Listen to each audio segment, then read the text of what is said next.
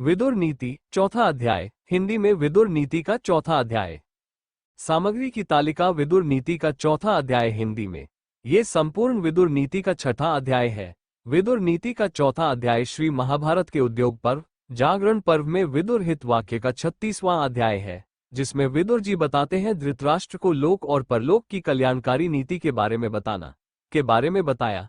इन सभी नीतियों को पढ़कर आज भी कुशल नेतृत्व और जीवन के कुछ अन्य गुणों को बेहतर बनाया जा सकता है। विदुर नीति का चौथा अध्याय हिंदी में विदुर नीति का चौथा अध्याय।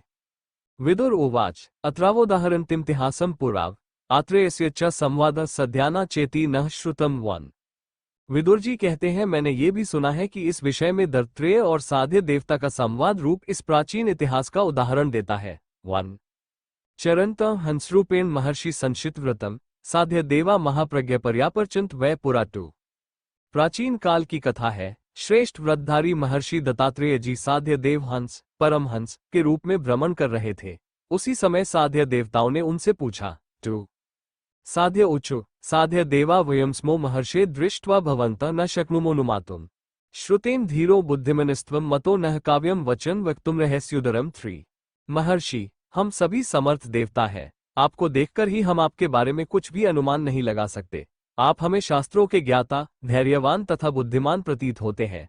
अतः आप कृपा करके लोगों को अपने उदार ज्ञानयुक्त वचन सुनाइए। 3 हंस उवाच एतत् कार्यमम्रः संश्रुत में धरती क्षमः सत्यधर्मनुवृत्तिः ग्रंथि विनय हृदयस्य सर्वं प्रिया प्रिया चात्मवशनायतफो।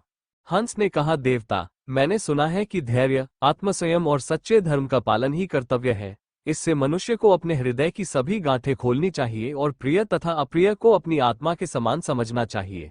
4 अक्रोशमानो नक्रोशेन्म्युरेव तितिक्षितः अक्रोष्टार निर्धाति सुकृत चास्य विन्दति 5 दूसरों से गालियां सुनने के बाद भी स्वयं उन्हें गाली न दें। क्षमा करने वाले का संयमित क्रोध ही दुराचारी को जला देता है और उसका पुण्य भी छीन लेता है। 5 नाग्रोशी स्यान्नवमानी परस्य मित्रधोही न नीचो सेवी न चतिमानी न च हिन्वृतो रुक्ष वचन रुषतिम वर्जित है। 6 न तो दूसरों को गाली दें और न ही अपमान करें, दोस्तों के साथ विश्वासघात न करें या नीच लोगों की सेवा न करें, अहंकारी या नैतिकता से रहित न हो, कठोर और क्रोधपूर्ण भाषण से बचें। 6 मर्मण्यस्थिनि हृदयम तथासु घोरा वाचो निर्दहते पुंसम तस्मावचन रुषातिम रुक्षरूपन धर्मरामो नित्यशो वज्जेत 7 इस संसार में शुष्क शब्द मनुष्यों के हृदयों और आत्माओं को जलाते रहते हैं। अतः धार्मिक मनुष्य को क्षोभ उत्पन्न करने वाले कठोर वचनों का सदैव त्याग कर देना चाहिए। 7 अरुण तुरन पुरुष रूक्षवचन वक्कंठकैर वितुदिन्त मनुष्या विद्यादलक्ष्मिकतम जनाना मुखे निब्धाम निरीतिम वहंतम अल 8 जिसकी वाणी कठोर और स्वभाव कठोर हो, जो हृदय पर आघात करता हो और अपनी वाणी से लोगों को दुख पहुंचाता हो, समझना चाहिए कि वह मनुष्यों में सबसे दरिद्र है और दरिद्रता अथवा मृत्यु को अपने मुंह में बांधकर ले जा रहा है। 8 पाश्चेदेमाधिविद्येत बने भरिष्य सुतीक्ष्ण लाग दीप्तः विरच्यमानोप्यतिरिच्यमानो विद्यातक्वे सुकृतम में दधाति 9 यदि कोई दूसरा इसे अग्नि और सूर्य के समान जलने वाले तेज प्रसादों से अत्यंत कष्ट पहुंचाता है तो उस विद्वान पुरुष को कष्ट सहकर और अत्यंत कष्ट सहकर यह सोचना चाहिए कि मैं मेरे सद्गुणों को मजबूत कर रहा हूं। 1 यदि संत सेवा करें यदि संत तपस्विनम यदि आप शाश्वत है वसो यथा रंग वश प्रयति एवं सतेश विषम्भ्युपैति 10 जिस प्रकार कपड़ा किसी भी रंग का हो जाता है, उसी प्रकार यदि कोई सज्जन परपुरुष साधु या चोर की सेवा करता है तो वह उनके वश में हो जाता है और उनके रंग में आ जाता है। 10 वदा तो यो न प्रवादेन वदय यो नहतः प्रतिहन्यम घट्येत यो हंतुकामास्य न पाप मिछेत तस्मै देवा स्पृहयन् त्यक्ताय 11 जो न खुद किसी के बारे में बुरा कहता है, न दूसरों से कहता है, न तो खुद किसी को मारता है और न ही दूसरों को बिना मारे मरवाता है, जो अपराधी को मार खाकर भी मारना नहीं चाहता, देवता भी उसके आने की प्रतीक्षा करते हैं। काम करते रहो। 11 अव्याहर्तम व्याहर्ताश्रेय अहो सत्यम वदेव्याहर्तम तद्वितीयम प्रियम वदेव्याहृत तत्रिति धर्मेयम वदेव्याहृत तच्चतुर्थम 12 ऐसा कहा जाता है कि बोलने से बेहतर है कि न बोला जाए, लेकिन सच बोलना वाणी का एक और गुण है, यानी यह मौन से दोगुना फायदेमंद है। यदि सत्य प्रिय कहा जाए तो ये तीसरा लक्षण है और यदि सत्य धर्म के अनुसार कहा जाए तो यह वाणी का चौथा लक्षण है। 12 यदृशायः संविवदते यदृशांश चोपसेवते यदृगच्छेच भवितुम तदृग्भवति पुरुषः 13 एक व्यक्ति वो बन जाता है जो वो बनना चाहता है, जिन लोगों के साथ रहता है उनकी सेवा करता है। 13 यतो यतो निवर्ते तत्स्ततो विमुच्यते निवर्तन्धि सर्वतो न वेति दुःखमान्वापि। 14 मनुष्य जिन विषयों से अपना मन हटा लेता है उन सभी विषयों से उसे मुक्ति मिल जाती है। इस प्रकार यदि अन्य सभी पदार्थों की निवृत्ति हो जाए तो उसे कभी किंचिमात्र भी दुख नहीं होता। 14 न जीयते न जिगिष्टेन्या न वैरकृच्छ प्रतिघटाश्च निंदा स्तुतिषु संस्वभावो न सोचाते हृष्यति नैव चयम्। 15 जिसे कोई भी अपने दम पर नहीं जीत सकता, जो दूसरों को मारना चाहता है, न किसी से झगड़ा करता है, न किसी को हानि पहुंचाना चाहता है, जिसकी मनोदशा लज्जा और शोक के समान है, वो मारा जाता है।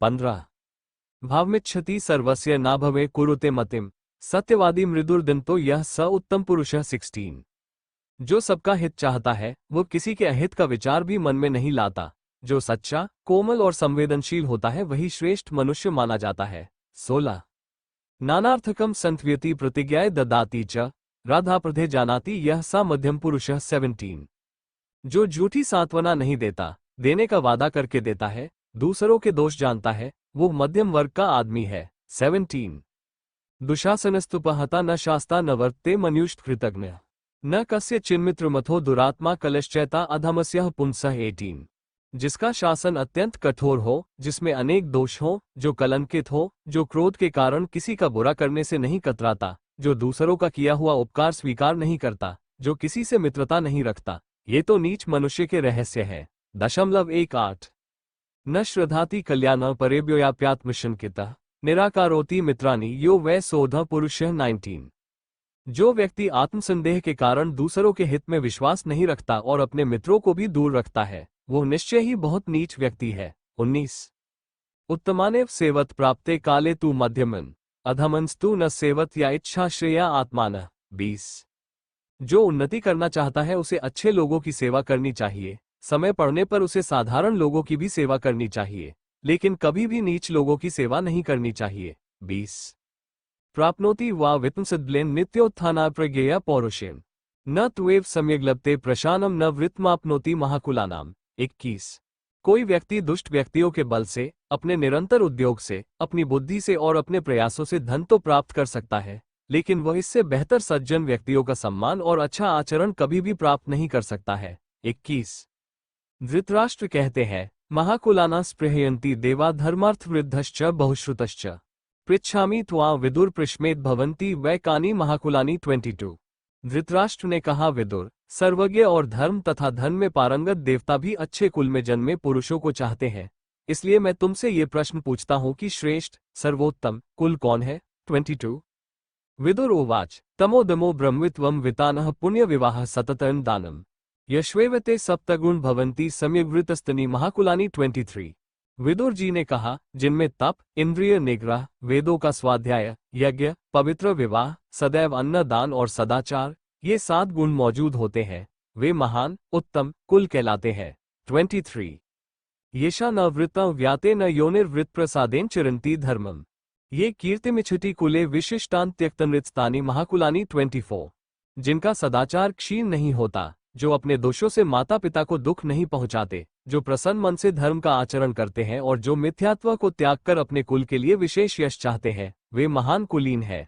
24 अनिजय विवाहश्च वेदस्योत्सादनेन च कुलन्याकुलता यान्ति धर्मस्यातिक्रमेण चल। 25 यज्ञ न करने से, निंदित कुल में विवाह करने से, वेदों का त्याग करने से तथा धर्म का उल्लंघन करने से उत्तम कुल भी तुच्छ हो जाता है। 25 देव द्रव्य विनाशेन ब्रह्मास्वहरणेन च कुलन्याकुलता यान्ति ब्राह्मणतिक्रमेण चल। 26 देवताओं का धन नष्ट करने से, ब्राह्मणों के धन का अपहरण करने से तथा ब्राह्मणों की मर्यादा का उल्लंघन करने से श्रेष्ठ कुल भी हीन हो जाते हैं। 26 ब्राह्मणाना परिभवत परिवाद भारत कुलन्याकुल यान्ति निसाप्रणेन चल। 27 भारत ब्राह्मणों का अनादर और निंदा करने तथा विरासत की वस्तुओं को छुपाने से अच्छे कुल भी निंदनीय हो जाते हैं। 27 कुलानि समुपेतानि स्वर्णः पुरुषोष्टः कुल संख्या न गच्छति अर्थात हीनानि वृतः। 28 गौ और धन से समृद्ध होने पर भी दरिद्र कुल सदैव नीरस होता है और अच्छे कुल में नहीं गिना जा सकता।